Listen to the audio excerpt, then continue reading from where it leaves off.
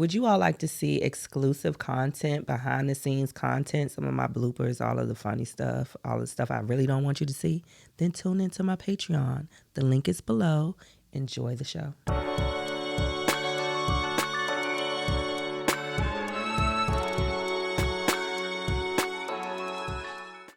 All praises, Father God, Mother Universe. I thank you for allowing me to experience and co-create this life with you and my children and the world. Every person that comes into your life is co-creating your life with you, and every person that is there, be it for a lifetime or a season, is necessary. Here's to a lifetime of experience. Love and light. Later. Hey everybody, so today I am joined with two beautiful ladies that I actually have some history with. So I really appreciate that all of my guests I have a personal connection with them one way or another. So today I'm so thankful to welcome Danielle Bowers, real estate broker, and Octavia Nicholas, real estate agent.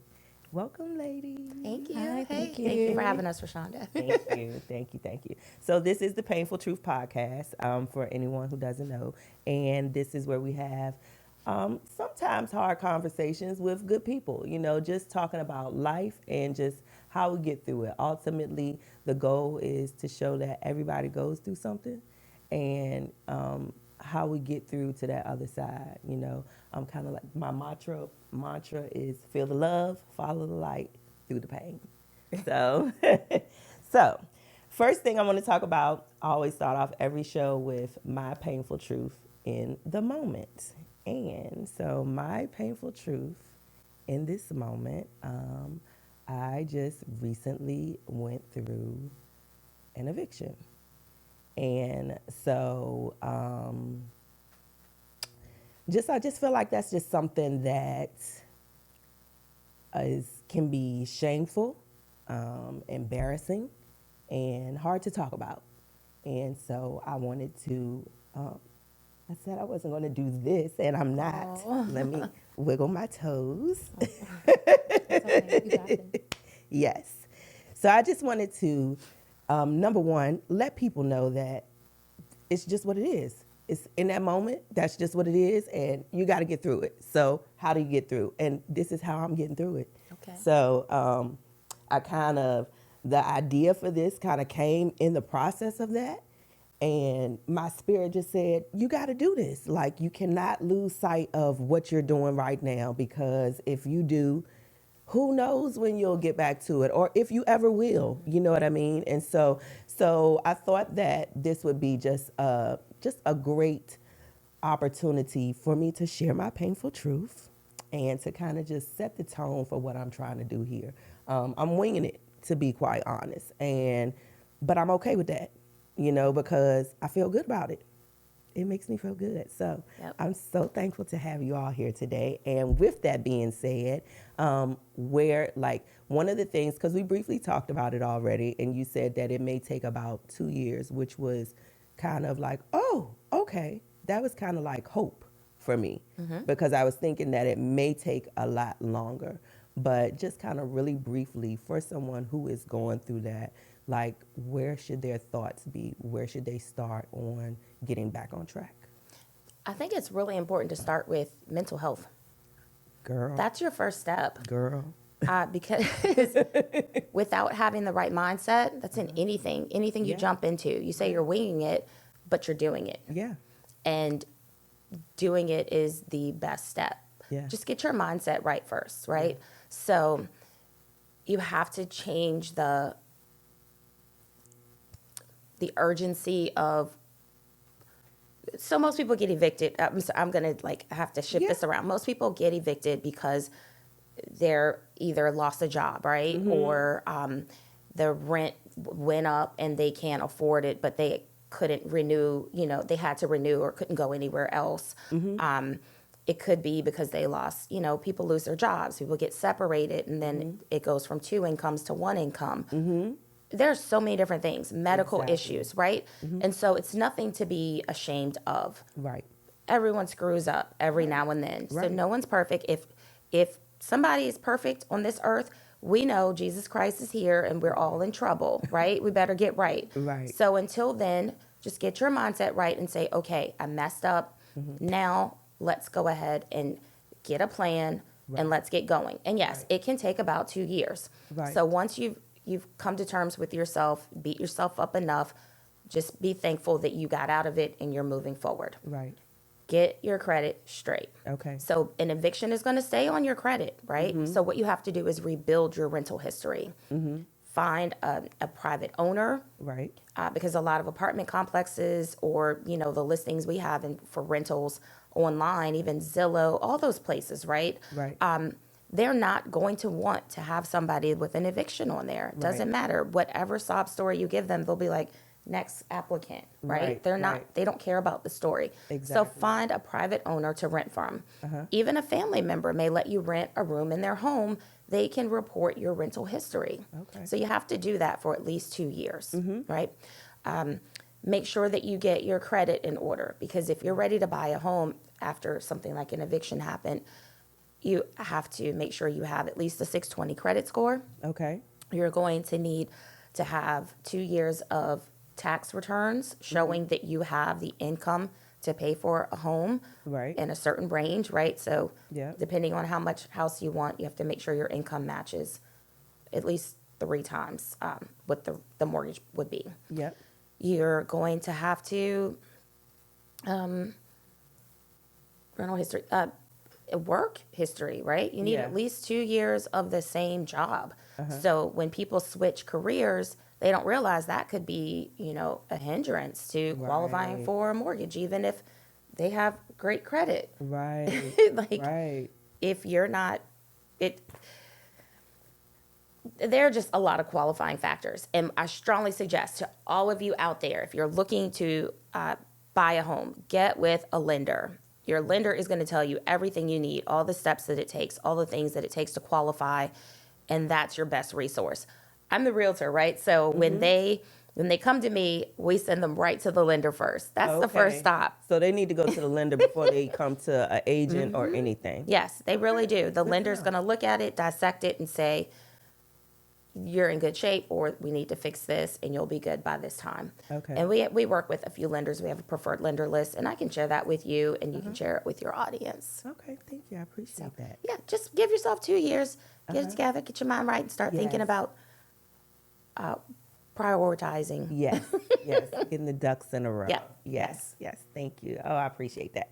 So you said something that will lead into my next question. You said that even with changing a career, that so it really doesn't matter your income or your credit when you change careers. That can affect if you want to buy a home. Yes. Okay. We've had that happen. I actually had a client get a promotion, but they moved him to a different location. So they needed to move to like Spotsylvania, Right.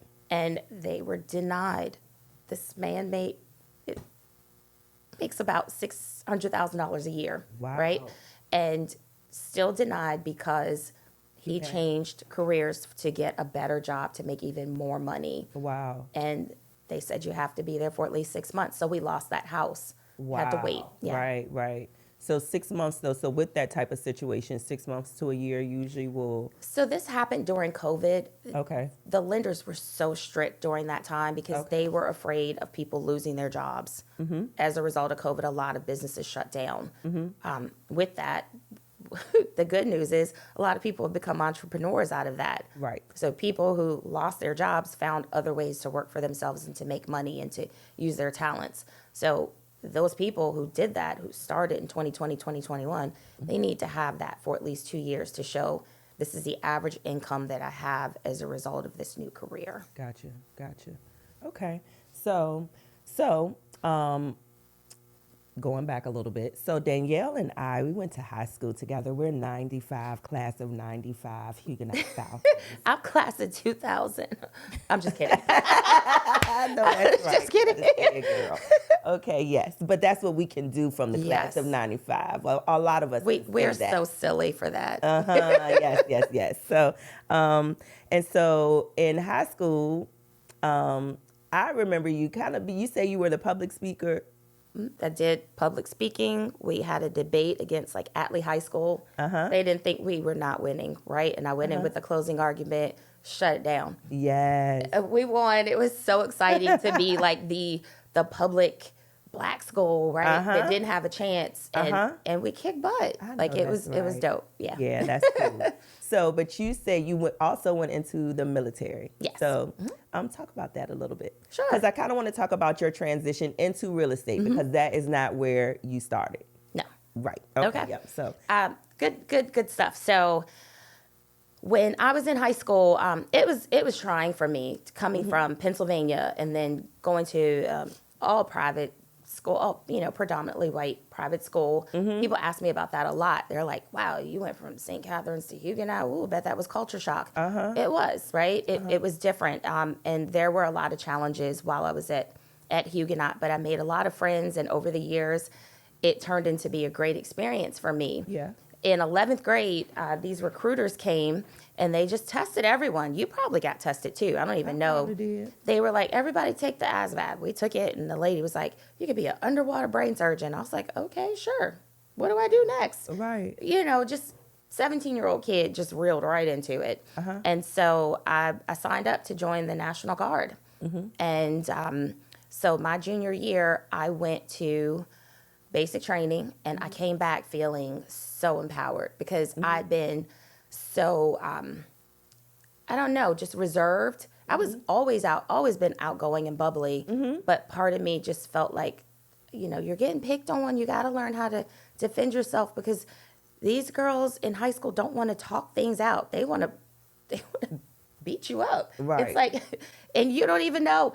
I'm sorry, I have to get ratchet here for a minute. Go ahead. I love Glorilla, right? Yes, I love her too. She has this line in her song that's like, you check in for me about some dude I don't even find attractive. And I'm like, I love that because why are we fighting over a boy I never even met in my life, right. And so those were some of the challenges I faced. And so I was like, I'm going to go get empowered. I came back. I was in shape. I learned so many things, how to fight, how to defend myself, how to shoot. Like, it was just great. And but I also learned how to be a leader. Yep. And from that, I was like, okay. So we had to come back because I did split training. Came back my senior year.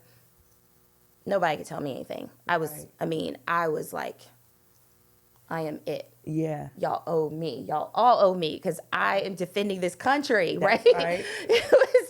It was a moment that I think a lot of young girls need who, like, I came from a single family home. It was just my mom and I, and just not having, the male figure in the life or a big brother to like step in and protect you. You have to learn how to do it yourself. Yep. So just feeling that it was really great. And then so my senior year, when we graduated, everybody went to either college or they went off to start working. I went back and, oops, so sorry. I went back to do my second part of my training. Okay. And that was in Maryland. And I don't know if you guys heard at the time, we're sharing Paynefull Truth. So y'all are getting my pain. Like, I dealt with bullying in high school. Then I go to my second part of training in the military, and there was this whole big scandal in Aberdeen. Women were getting raped and assaulted. Oh, wow. And it was a trying time for me. It was very challenging, but made it through. Yeah. And I was like, you know what? This isn't enough. I need to be a leader because I was a squad leader while I was there. Okay. I was like, this is my place. I need to figure out a way to lead and to help people be better because I don't like the way people get treated. I don't like the way women are undermined, especially in the military. It's time for me to, step it up. So when all my training was done, I started at VCU and I graduated there with my bachelor's in English. Okay. And while I was there, I decided to join the ROTC program since I was already in the National Guard. Right. Let me switch this thing up and become an officer. Went through some more training. It's nonstop. So people ask me about, did you ever get deployed? I'm like, no, I was always training somewhere every summer in between school. And so I became the PT officer, physical training officer for my unit. And it just, it made me feel like this is my opportunity to have a purpose and to step in and to just do something where I'm guiding people, leading. And I trained all the young Basically, they gave me all the new hires, right? New hires, new recruits. We called them Rep 63s. And I had to just get them ready. This is what you're going to expect when you go to basic training. You have to be able to do this run. Let's get out and run. That's what, we would do that. I digress because I forgot where I was going with that. It's okay. So It just kept. No. That's perfectly fine. That's figure fine. out how I got there. Yes. No, we were talking about, we got there because we were talking about your journey to real estate. And I just felt like I got off for a second. But either way, that was my role in the military. And I became a teacher because my degree was in English. I studied education as well, got my master's in educational leadership. So I taught in the public school sector at Chesterfield County Schools and Richmond Public Schools for a long time. But in between, this is the how'd you get into real estate? I was in banking for a long time. I worked at it was called Crestar at the time. Yep, That was I like remember Crestar. my first real job. So I'm in college and I'm working this job 3 to 12. I hope this is getting edited so I don't sound like a so but that's why I said I digress. I went all the way into all the Army stuff and forgot to go back to what happened afterwards. I worked at Crestar as a call center job, and instead of just being customer service, because that's what the job was, I was like so annoyed with 3 to midnight getting calls. My account's overdrawn. Give me my money back. What are y'all doing? I'm like, you didn't have any money, but you still swiping that check card. Like, come on.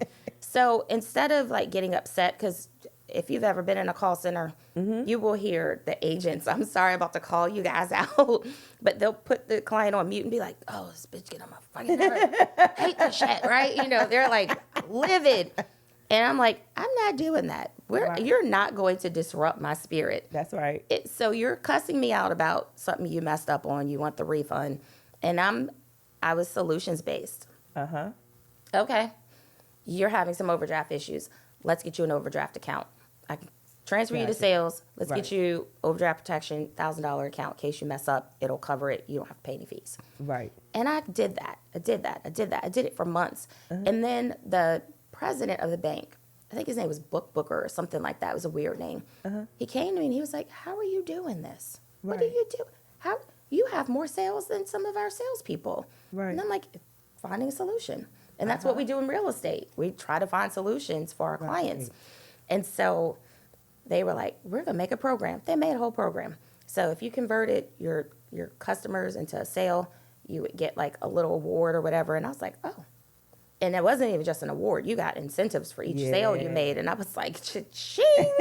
I like doubled my income, right? Wow. So back then, think about it. We were out of high school, late 90s, right? Well, how many 19, 20-year-olds do you know making $36,000 a year back then? Right. You weren't. Yeah. You weren't. You were making like $5 an hour. Pretty much. It was insane. Yeah. So I was just so excited about that. So I stayed in banking, even though that wasn't what I went to college for. Right. But there was just something about sales and educating customers about what they can do to be better and to enterprise off of it. Like that is the goal. Nobody works for free. I'm sorry. Right. Right. I know we volunteer, but no one wants to just work for free. Absolutely. So it's like, what a great incentive. But that is, so with the banking, Crestar turned into SunTrust. And then I switched over and went to First Union, which is now, I think, Wachovia, Wells Fargo. Woo. We've been around. Okay.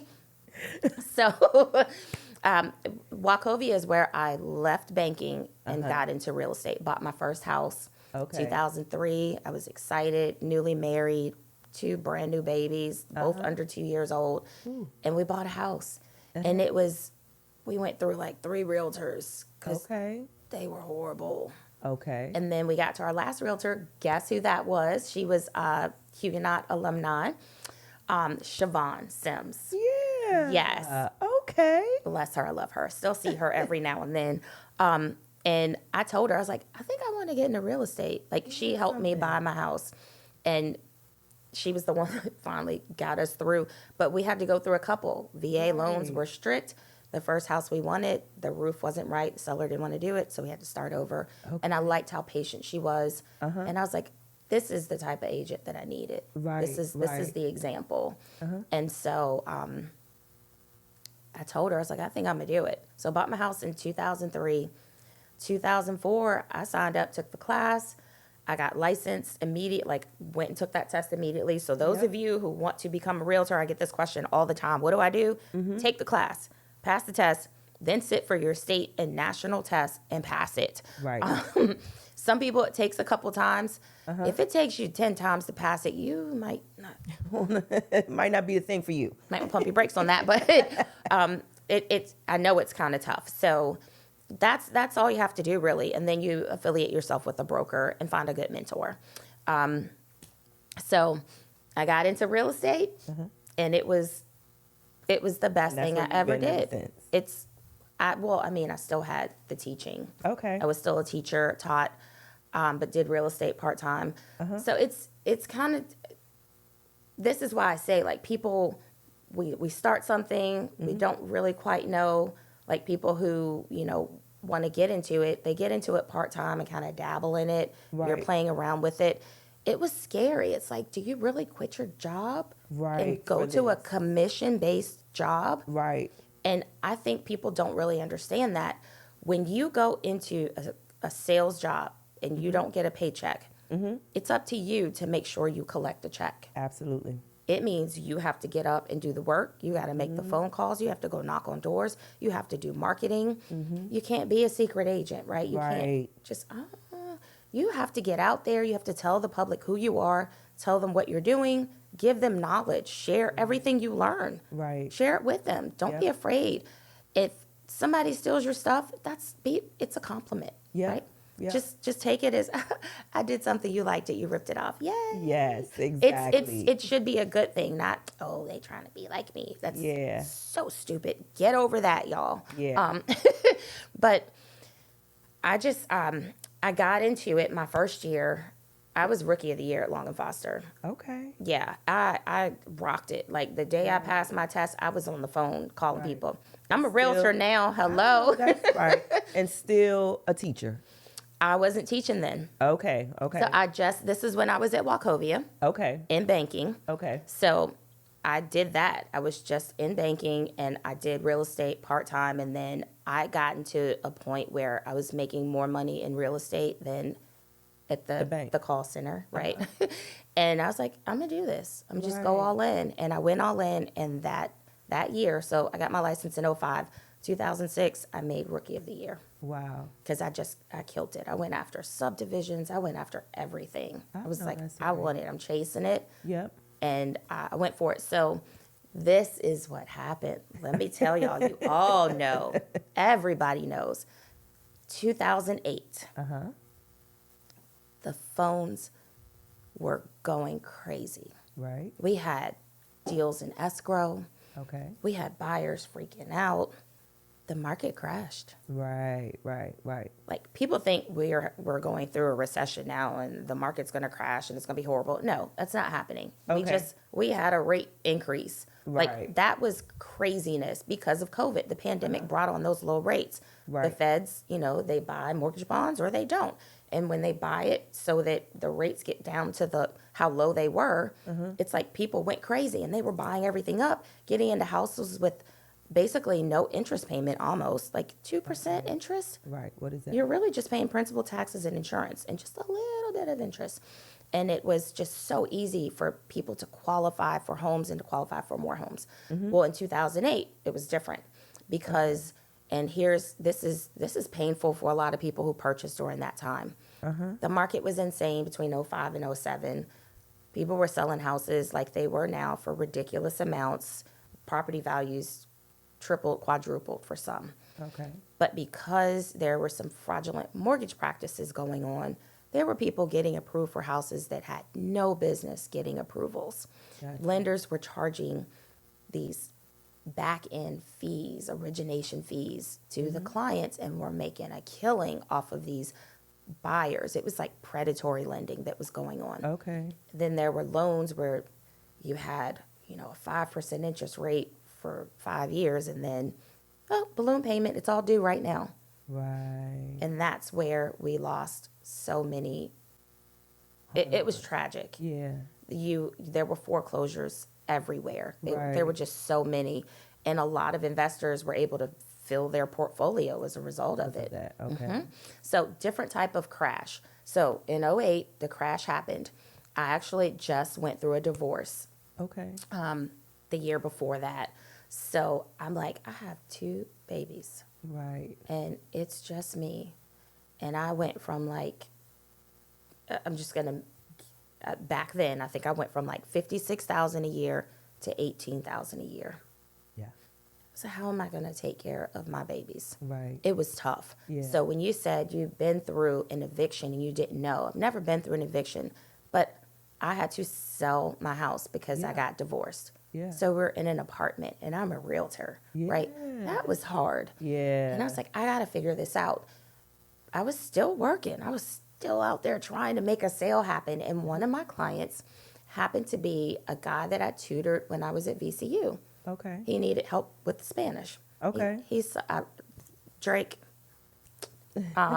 Thank you for being that blessing that I needed. I believe God is always looking out for us. Absolutely. So the market crashed, income dropped tremendously. I'm still out there selling a house here and there. And I was looking at one of his rental properties that he wanted me to list. And he was like, you tutored me back when we were at VCU and you have your degree in English. Can you come teach at our school? And I was like, oh, sure. Right. Why not? It's perfect. And I could still do real estate when I get out of school. And that's where it started. So Wow. '08, I met my students. D'Amico was one of my first students, first period. It was ninth grade English. And so that's how I met him. A couple other kids. Marvin Johnson was a student of mine. Danisha's boyfriend, they're all friends. Okay. A friend, like all of them. And I've helped everyone either get into real estate or buy a house. And it's like, wow, there was a reason for all of this. Absolutely. It all came together. But I taught for a few years and then I was like, still doing real estate. Never stopped. It was just part-time. Right. And I made the decision. I was like, you know what? I'm like using my planning period to have to go show houses. Right. I was like, as soon as school's over, I have to run and go show houses. I was like, I love teaching, love what I did. I felt like I gave back to the community that gave to me during the recession we had in '08. And I was like, it's time for me to move on. Right. And that's when I went back into real estate full time, got my broker's license, and here I am today. I've been doing it since 2017, full time, leveled up, super, super successful, and it's all thanks to the grace of God and all the experiences I had to go through to become who I am. Exactly. All of those painful little experiences that you had to go through. Yes. So I love that. That was awesome. It was a lot. It was a lot, but that was awesome. I love that. Okay, so great. So that kind of leads into this lovely little gem right here. I love this girl so much. So Octavia and I know each other from Great Clips. So Octavia came to me when you were in school, correct? Yes, so let's tell us a little bit about your journey into real estate. Okay. I started out at Great Clips. I was working there part-time when I was still in college. And then after I graduated college, I was like, well, I have my degree in English as well. I need to do something besides working at Great Clips. It was extra income, but, I need to do something different. Then I decided I was going to be a substitute teacher. Okay. That didn't work very well, especially the middle schoolers. Yeah. So I stayed at Great Clips a little longer. And then actually the manager of the complex that I lived in, he came in for me to cut his hair all the time. And I just started talking to him. I was like, I think I want to start doing property management. I want to do what you do. And he's like, well, I'm about to leave this property, but we're looking for someone to fill the position. I'm like, oh, okay. Just that conversation just started it. So I did property management for about 3 years. Okay. And I absolutely loved it. I loved helping the tenants coming in. I loved just talking to people, helping people struggling through through something to help them get into a home. Yep. And then the longer I was there, the more I was like, you know what, I need something more. I want something bigger. And I was also going through some drama at my job that made me say it's time to get up out of here. Yeah. But At Great Clips? no, at the property Oh, management. yeah. Okay. So I left Great Clips to do the property management, and then that turned into a disaster. I think I did great because when I started there, everybody quit. It was just me there by myself, and I didn't know a thing. And I'm like... And you figured it out. Yeah, and I'm like, okay, all right, so let's do this. And then 6 months in, I was promoted. Another 6 months in, I was promoted. Then I was promoted to assistant property manager. Yep. But the manager at the time wasn't who she said she was, and then that turned into a big ordeal, and then she ended up firing me. Okay. So that is a huge hater type thing going on, possibly. We're not gonna get into all that, but it was bad. Okay. And so I got fired. Okay. And that was my very first corporate job, real grown up job, and I was fired after 3 years. And I had just had my son. He was about almost a year and a half, two or something like that. And I'm like, oh, now what? Right. And I have no job, no nothing. Yeah. So I had always been thinking about doing real estate, but I didn't have time because I was literally working from 9 to 6 and then staying later sometimes just to make sure my job was done. So I didn't have the time to get into real estate, to take the class and do all that extra stuff. So when I was fired, it took some time to reflect and get myself together because, like I said, I was devastated. Never been fired, never been told no before. So I'm like, so I took that time to, like I said, reflect, and then I took the class, and I tried online with my son at home, and that was not it because, no income, so no daycare, so I was stay-at-home mom for a little while, and I could not study with a toddler running around, and it was also midst of COVID, so we couldn't go anywhere. We were stuck in the house, stuck in the house with a 2-year-old. Yeah. So I just like, you know what, I'm just going to take the class. I'm going to take a week, and, mom, your dad, watch your child so I can go and get this class. Yes. Right. So I did, and it took me 3 tries to pass the test. Yes. Okay. I was very discouraged after the second one because I didn't study after the first one. I'm like, you know what, I got this. I'm gonna go and do it. And then it was like, you didn't study, so regroup, get it together. So I passed the 3rd try. Okay. And then after that, I interviewed one broker, and he was actually a friend of mine. And I was like, you know what?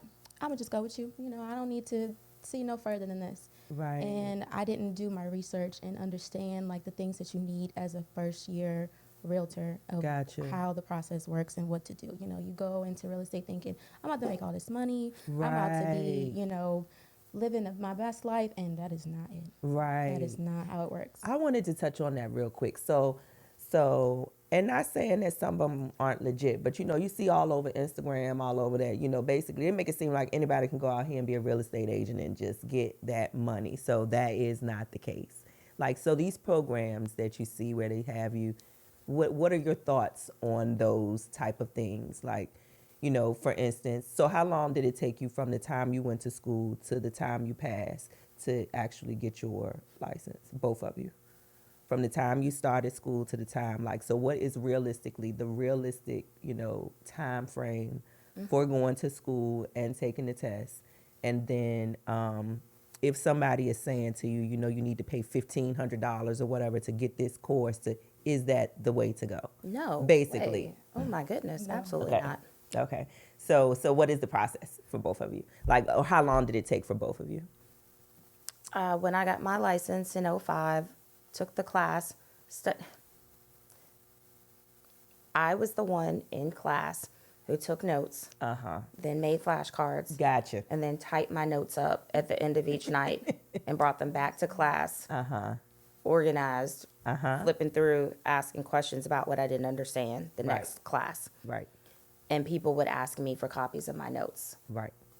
I think I had the second highest score in that class I was in because they were like, oh, look. Right. And they said, take your test immediately, schedule it immediately. Okay. I scheduled it right away, I think like a week later. And I passed the national. I failed the state by like 2 questions because they show you it pops right up. Okay. And I was like, right then I scheduled to retake the state. Gotcha. So I think that was a week later. I hear it's a little longer now to schedule because so many people were trying to get into real estate in 2020 because they were seeing the success because the rates went down and everyone was buying. But it took me about 2 weeks. Oh, wow. I was done with I started my class from starting school to getting your. Whoa. Yeah. And what about you, Octavia? So my class was a week long because I did it Okay. weekdays from 9 to 5. Okay. But Okay.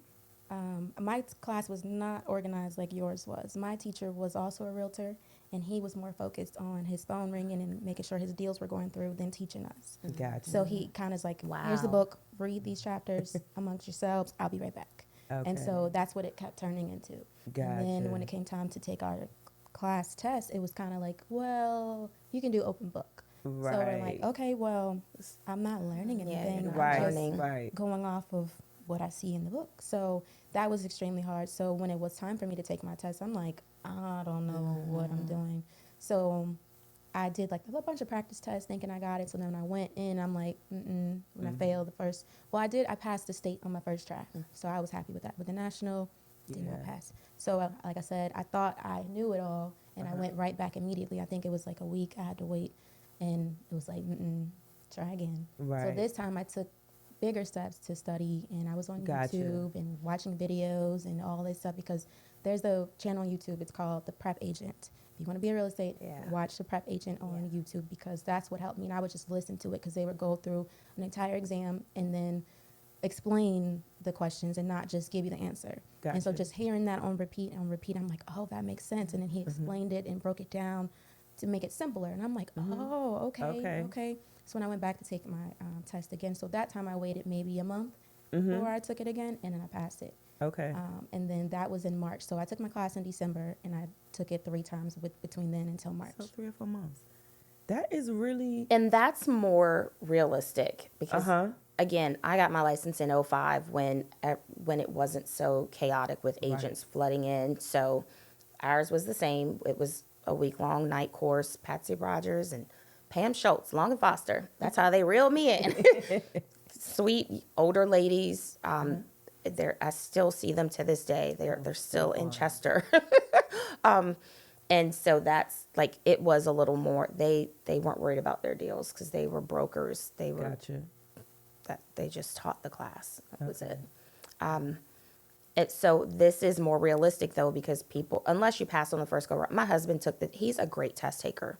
He passed first go round. Okay. And what took the longest is the part where you have to submit your license to DPOR. You're waiting at least 30 days for it to get activated. Gotcha. So when you say how long does it take from beginning to end, take the class. It's about a week or 2, depending which one you take. And then pass the test. You usually have to wait about a week before you can take the test because they have to submit your results. Okay. And then when you pass the test, and that depends on how long it takes you to pass it, Right. but if you pass it right away, another 30 days to get Your life. DPOR active, Department of Occupational Regulation. Yep. And then you get affiliated with a brokerage and you Okay. hang your license there. And then you Gotcha. have 1 year of training. You have to do 30 hours training in the first year to learn contracts, to learn more laws, fair housing. Gotcha. There are a lot to learn how to use MLS. Gotcha. That's your moneymaker. Right. And then you got to pay some money. Right. People don't realize that.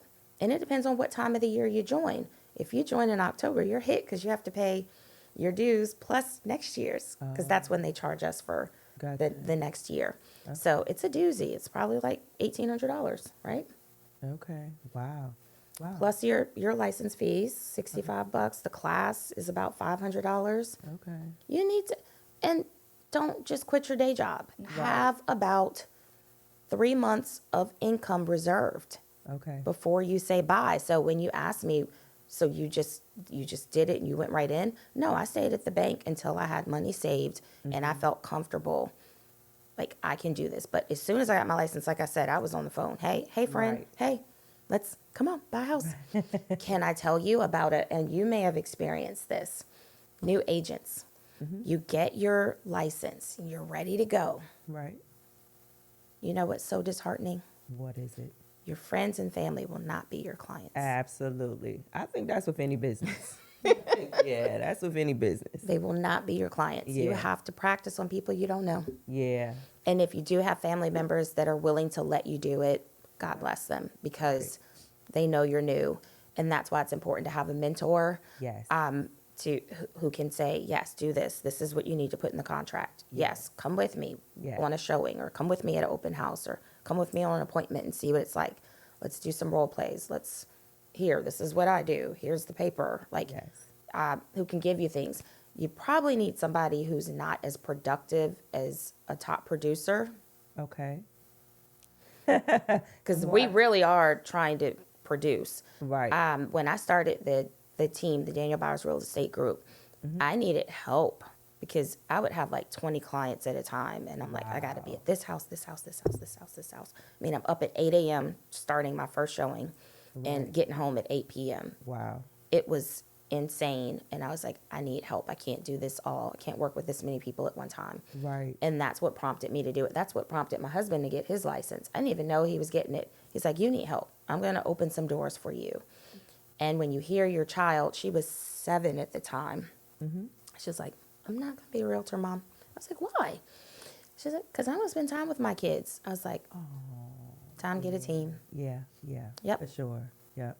Like literally, she still rides in the car with me on showing sometimes, though. Yeah. That's cool. It happens. But they also see, like my older kids, they're like, my mom's a boss. She works hard. Right. She doing her thing. Right. So they get it and they love it. And they're like, when we going shopping again? Right. Or, thanks for the car, Mom. Like, stuff like that. And that's what I do it for. Yeah. My children are my why. Yeah. So when my youngest told me not doing what you do because of how much time it took, that's why I was like, I need some rock stars to be a part of this team. And why not help some newer agents make money? Because they're not. Yeah. They're not selling houses unless they're under somebody who has the clients. Yeah, yeah, absolutely. Awesome. So that brings me into the mentoring side of things. So I thought it was really, I definitely believe in energy and timing and just the divine timing of everything. And so over the summer, Octavia had reached out to me. She had her license, and I guess she was in that window where she was like, okay, where do I go with this? And trying to figure out what her next step was. And I think that's just something that we do just as people. We always go back to what we're comfortable with, And so as badly as I would have loved to have had her back on, a team at Great Clips, I just did not feel like that was growth for her.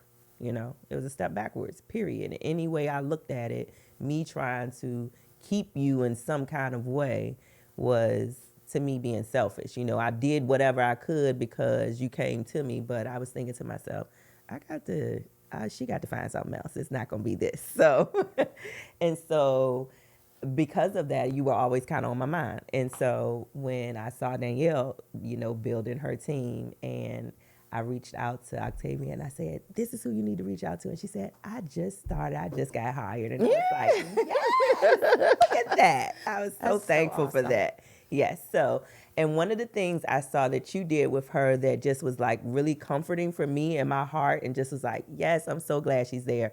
You took her to the conference. And that was one of the things that my boss did for me when I first started with him. Within a month, he took me to, and it just opened my eyes, and it was just so powerful. And I was like, yes, this is going to be so good for her. So I was just really excited about that. It moves me, like, look at you, like, seriously, because, like, it matters. It matters. The people you align yourself with, it matters. So I didn't realize it was that important. But yes, girl. That's cool. Thank yes. Oh, that's touching. Yes. It was empowering. Yes. So what was that like for you as a new agent? Like, what did that do for your spirit? Like, I know you probably like, oh, yes, thank you, God. Like, seriously, because when you're looking for something and you're trying, you know what I mean? And I think a lot of times I don't know if people understand the entrepreneurial efforts that are required, especially with anything that requires some type of licensing or trade. You know, you kind of working for yourself, Yep. and you have to figure it out for yourself, and not necessarily knowing where to start besides saying, okay, I have this and now I'm on your team. What do we do next? You know? So I'm sure. So Octavia, just kind of talk about that for a little bit, if you don't mind. Of course. So Danielle kept talking to our team about Tom Ferry. She's like, yep, I'm going to go to the Tom Ferry Summit because I go every year, and it's so, you're going to get so pumped up. And like, she was pumping me up, and I'm just like, okay, I'm going. Yes. But then I thought about it, and I'm like, okay, so, you know, you don't really have a lot of money right now. So I called her one day, and I'm like, ma'am, so I would love to go, because but is this going to be a good investment for me in my future with real estate? And she's like, well, what's the investment? And I'm like, you know, investing in myself, going there to get the knowledge and the experience. And she's like, yes, I think it is going to be something good, because you're going to look at things totally different. It's going to get your mindset together. And that's exactly what happened. Like, I was there, and I'm just looking at all these people there, and I'm just like, Right. it almost felt like, in a sense, like, I made it. I'm here, and this is what's happening. Like, this is what she does? This is where she's oh, I'm on board, because I'm trying to be like her. Yes. Like, Yes. she is definitely my idol. Yeah. So it's just being under her wing is just an experience I never thought I needed or I was worthy of. Aww. In the beginning, I've earned my keep. Yes, I know that's right. Yes, she has. That's right. But in the beginning, I'm just like, you know, when I first met her, I was very intimidated. Yeah. Because I'm like, this lady is a boss. Yes. And yes. she got her ish together. Yes, and she that's where does. I'm trying to be, and that's who I want to be. I know that's right. And then, like, when she started kind of teaching me and coaching me, and then I understood that it was more of, she was nurturing me, and she didn't make me feel less than or make me feel like, you know, you don't know what you're doing. So, you know, it was always like, okay, but do it better next time. Yeah. But not so harsh. It wasn't like, she was just like, so if I mess up on something, she'll look at me, she'll be like, okay, so what do you think you should have done differently? Or what have you done to fix it, or something like that. So I love that. Absolutely. If I feel like I mess up something, I'm like, Danielle, I think I didn't do this right. And she's like, okay, well, let's fix it. Right. So I never felt like I was being frowned upon or anything like that. Like, she's been like guiding me and like, okay, but don't do it again. Yeah. Because that's what I need. I need that. I need to be specific. Do that shit again. It's gonna cost us some money. Exactly. I love that. That's the Aries in her, though. Yes, honey. Yeah, we're going to get it straight out. Listen, so this is what we're not going to do again. Yeah. But I need that. I needed someone to dig in me and be like, okay, but next time is no more mess ups. Yeah. And I'm like, okay. Sorry. Yeah. But anyways, back to the whole Tom Ferry experience. I was just grateful to be there. I had never even a touchy moment here. I've never been in a hotel alone before. Like, just to have that experience away from everybody, away from my son. I love my baby to death. But, you know, just, you know, coming from staying at home mom to not having money like that, and then being on this experience and then having my own room. Yes. What? Okay. We roll. And I was just like, the next morning I woke up, I was just like, damn, like, this is great. Like, thank you. Before I even got to the conference, I'm like, this is amazing. Like, I can't believe just little things like that. Yeah. But just the conference itself is just, I can't even put it in words. It just made me feel so much more confident. It made me feel like, okay, because it's like top producers that are like celebrity agents, they talk about their struggles that they went through and how they overcame it, and all about your mindset, because that's something I definitely struggle with, is my mindset, because I'm a huge overthinker. I overthink every little thing. Okay. So just hearing it from other people that are millionaires saying these type of things, and I'm just like, okay, so if they can do it, then so can I. Yep. So I'm just grateful for that experience, and thank you again. Welcome. Thank you. It's funny, they were, my sister-in-law and my husband, last night we were reorganizing his office so he can get into boss mode too. Uh-huh. They were saying, "Oh, who's the?" I'm not gonna put her out there like she's like, who's that cute little girl? She's like, and Sean was like, "That's Danielle's protege right there." I know that. And I was like, "Oh, it's so sweet." Yes, I love I love that. it. And it's not, all of my team members are amazing. Yeah. And they're all going to do great things. Octavia told me, I want to follow you. I want to work under you. I want to be in the office with you. I want to be in your space. And that let me know how much more serious she was about elevating. Yes. And when someone comes to you with that drive and that desire, you know they're going to be a rock star. And she's Yes. killing it. Yes. The average realtor, real estate agent, realtor, sells 1 to 3 homes a year.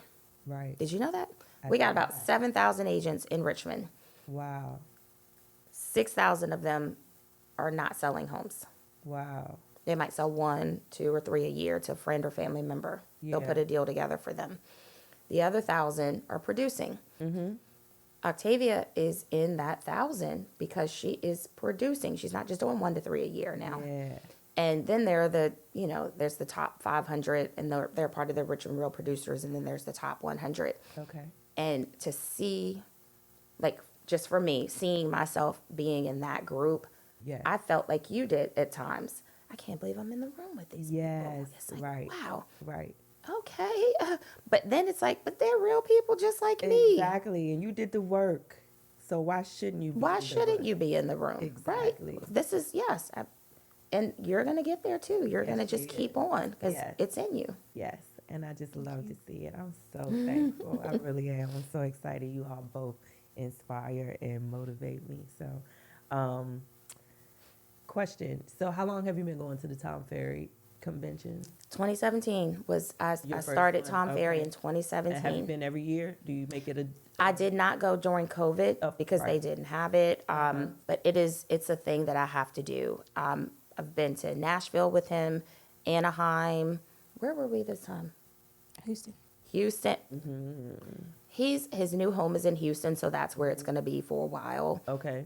He's got something coming up in Vegas for the elite producers or the elites. And I'm thinking about going. It's in February. Okay. I might go party with them. I know that's right. But I might. It's just it's so necessary to get the reset. It's like a reset button. So that's what you would suggest for real estate agents if you're serious about this. and Join this- coaching. Yep. Do some coaching, or Okay. get a coach, or just get a mentor who's gonna poke you and probe you, Right. and hold you accountable. Like with my team, I give them like the Tom Ferry stuff I get when I meet with my coach. She's like, so where's their accountability? Why didn't this person sell a house at all this month? And then I'm like, what'd y'all do?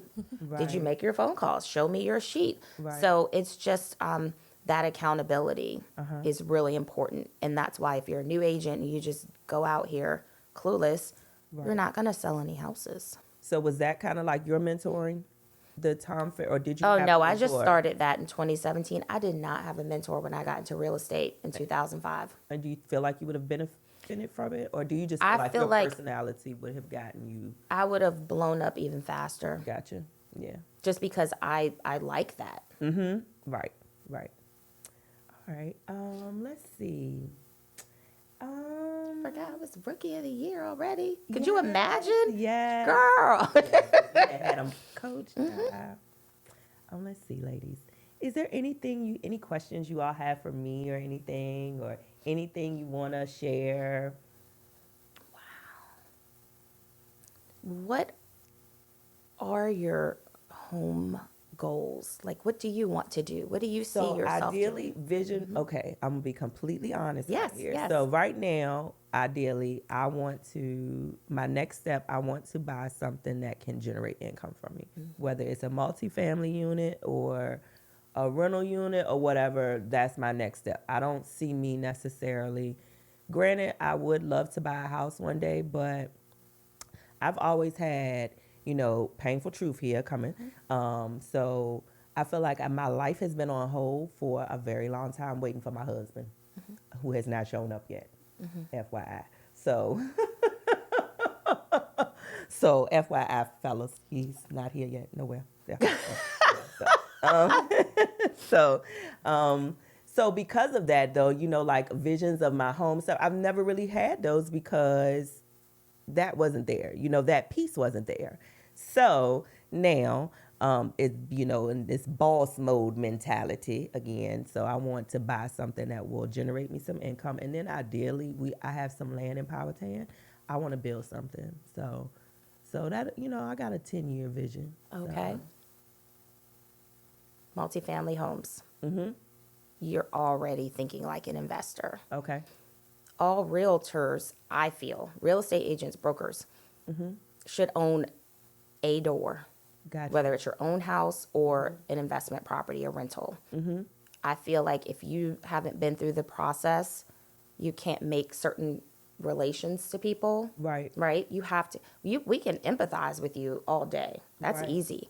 But go through the process, buy a house, sell a house, know what it really is like to be in their shoes. Right. Okay, but the multifamily homes, great idea. Lots of people do it. A duplex even. Right. You live in one Yep. and let your tenant pay your mortgage. Yep. Great idea for anyone who's thinking of doing something like that. Number two, though, this is more important to me because you said you're waiting on the husband to make that move. Do you know, I'm just like thinking about all these bad-ass women that I have put into homes. I'm just thinking about maybe the last 12 to 24 months. Yeah. When I look at couples or men, and then I look at all the single ladies, Yeah. they're the ones. Those are my clients. I know. I mean, and I post them all the time, and I'm Yeah. like, look at this baddie, look at her, she's Yes. doing it. Yes. Don't wait on anybody. Do No, your I'm thing, not. girl. I had to make a mindset shift in order Yeah. to, but I do recognize that that has been my, you know, a part of my hold up. There was a whole article. Mentality wise, yeah. Good, and I'm so glad you changed your mindset because you just can't wait on anything. No. So you keep, Absolutely not. and your land in Powhatan. That's great that you already own it. Have you gotten it perked? If you don't know what that means, have you gotten it tested to like a feasibility study to see how many bedrooms and bathrooms can fit on this I land? have not. So that's where you start. Yeah, start there and find out, is it subdividable? I don't know how many acres you have. Look It's into that. almost 2. Okay, so probably just one home. So get a feasibility study done, see if it perks for 3 bedrooms, 4 bedrooms. Okay. Your septic system is going to be based on the number of bedrooms, not bathrooms. You can have a 2-bedroom house with 8 bathrooms. Wow. Interesting. It's based on the people that they think are going to live there that use those bathrooms. Got you. And so who does a perk? Oh, Jesus. There are a couple of people who do it. I'll send Okay. you the links to Okay.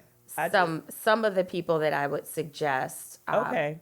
And I just asked that question just That's a good because question. right, you know, and I just figured that's a question that other people would. They do. They want to Right, know, and I'll get the exactly. answer for So, you. yeah, And okay. you could put it in the link. Okay. Okay. All right.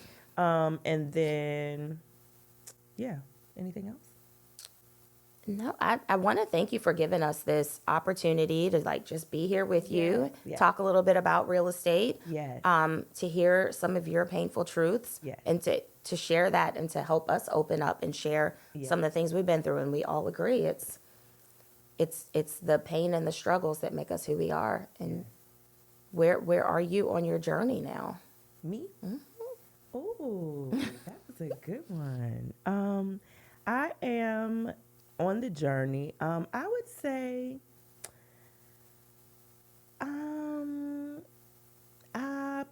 I feel like I'm at the beginning of this particular journey. It's just one of them, though. You know what I mean? Yep. Like, you know, this journey will lead into another one. I will honestly say I'm very comfortable with the skin I'm in at this point in my life. You know, like, I trust that things happen how they're supposed to. Like, you know, I put all of my faith in God. I trust him. So I don't really question anything, you know.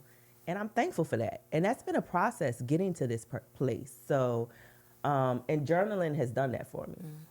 And so that's kind of really what all of this is really about. My painful truths, I'm able to share my painful truths because I've shared them with myself over and over and over and over again. And honey, after looking at them tears on the page, okay, now what we gonna do, girlfriend? How many times you gonna come here and look at me and cry all over me? What we gonna do about this? And so You know, when you have those conversations with yourself, and I've had them so many times, and again, journaling allows me to see that, and I just think that's so important. So kind of that's really what this all kind of comes back to for me. Just how do you get back to yourself? How do you figure out what you need to do to say, okay, this is the next step. This is where I go from here. This might hurt. It may be a little painful, but on the other side of it, if I can get through it, and I will, you know, it's some light, it's some love over there, and that's what I'm. So yeah, so I'm on the journey of light and love, girlfriend. That's where I'm at. Love it. Love it. Just add to that journal. Put a little section in there, your affirmations. Yes, I have some. You do the affirmations? I do affirmations. So that's really quickly before we end. That's what I wanted to ask. So what are some of your self-care? Like, number one, do you have a morning routine? You bet your bottom dollar. I know you do. So So I tell my team this all the time. I'm like, you get up, drink like some coffee sometimes. But I just get up and I just say thank you for waking up. yep. Yep. I'll listen to some type of meditation, some type of music, Yeah. some type of inspirational message. Yep. Maybe read a few pages in a book. I'm reading Relentless right now. Okay. It's good. It's Kobe Bryant's coach. Oh, okay.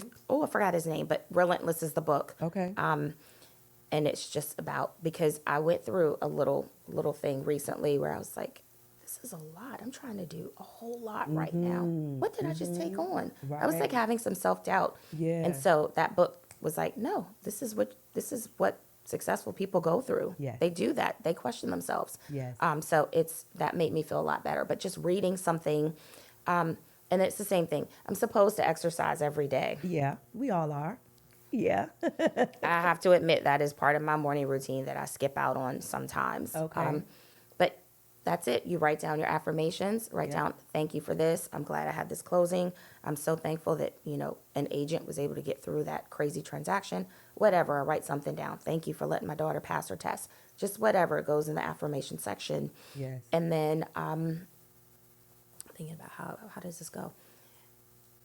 And then Lord, I jump on the email, Gotcha. get on phone, look at the biggest thing. Oh my goodness! First thing I do actually is look at my calendar to make sure that You're fine. just reviewing my Okay. calendar, reviewing my schedule so that I know where I have to be. Yes, But my that's your schedule is morning. always the same. Like Okay. in the morning, I do my little routine, just the thankfulness, the education, and then I start my phone calls, my email follow-ups, and like if I'm showing houses that day, I'm printing that stuff out, getting ready so that I can go. Right. And that's like every 2 hours every morning. It's just calling people, following up, touching base, seeing where we are in transactions, just so that I know things are running smoothly. Yeah. And then after that, it's appointments, all Gotcha. appointments for the rest of the day. And at the end of the night, you just look back, or at the end of the night, you're typing up an offer because, somebody wanted to write a contract. Right. Right. And that's why it's hard to sometimes do stuff for yourself. Exactly. Exactly. But you got to pencil it in. So. Absolutely. Yeah. So that's your morning routine. And then for self-care, what is your what do you, for instance, I get my nails done every 2 weeks. Everybody knows that. At the shops, everywhere, they know, oh no, this is the Tuesday to go get her nails done. So what is something that you commit to for yourself?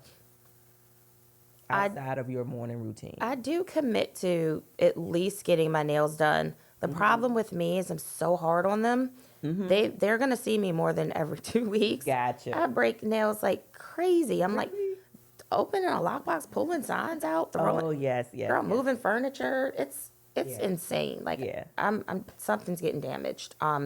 Once a month, always get the massage. Okay. But that's my thing is I don't do enough self-care. Okay. Well, And I'ma have to starting work now, on yeah, it. we're getting ready to go into a brand new year. So there we go. I'm going to follow up with you on that. Yeah. All right, Octavia, what is your morning routine, if you have one, and then what do you do for self-care? Excuse me. So my morning routine is not as extensive and organized as Danielle's is. It's Okay. kind of sometimes there Uh-huh. isn't one, and sometimes there is. Okay. mainly my morning consists of getting my son ready for school, taking him to school, that whole thing. Because, you know, he's only 4, so Yeah. I got to do everything still.